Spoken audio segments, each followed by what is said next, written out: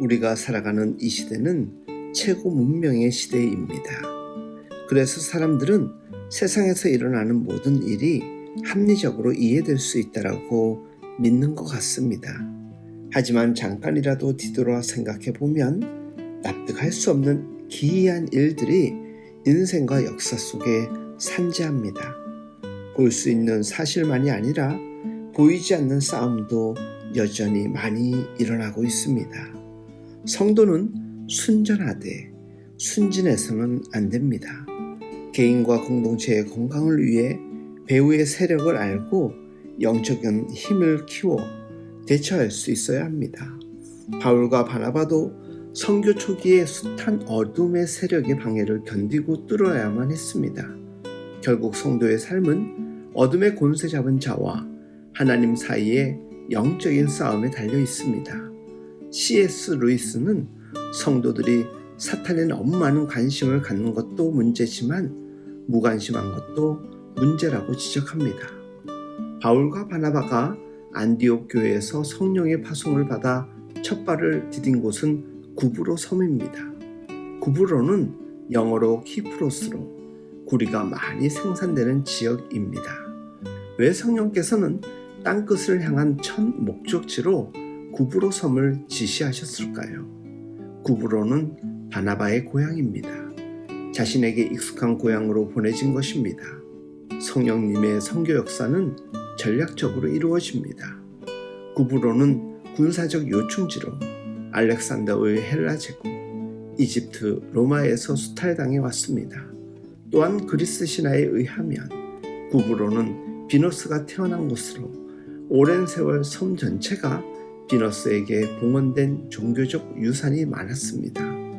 비너스는 풍요와 다산의 신으로서 항상 성적 문제와 연관되어 있습니다.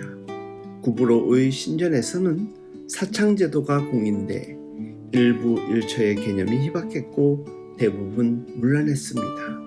성전 여사제가 비너스를 숭상하기 위해 방문한 사람들에게 공개적으로 몸을 파는 행위가 성행했습니다.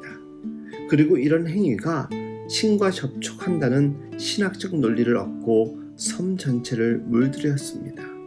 당시 구브로 지역을 통치한 총독은 서기오 바울이었습니다. 그는 지혜 있는 사람으로 사도 바울과 바나바를 불러 하나님의 말씀을 듣고자 했습니다. 솔로몬도 왕이 되어 하나님께 기도할 때 지혜를 구했습니다.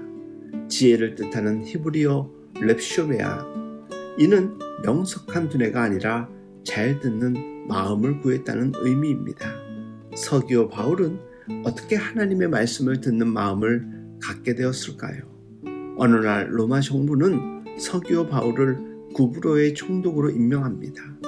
그런데 서기오 바울은 부임 후에 이 섬이 로마에서 듣고 느끼던 것보다 상상할 수 없을 정도로 타락했음을 경험합니다. 사람은 죄가 깊어질수록 영적인 목마름이 커집니다. 죄악의 밑바닥까지 내려갈수록 그 속에 목마름이 커지기 마련입니다. 서기오 바울도 섬의 주둔에서 총독 일을 하면 할수록 마음속에 공허함과 허기가 커졌을 것입니다. 결국 그는 영적인 허기 때문에 두 사도를 초청해 하나님의 말씀을 듣고자 했습니다.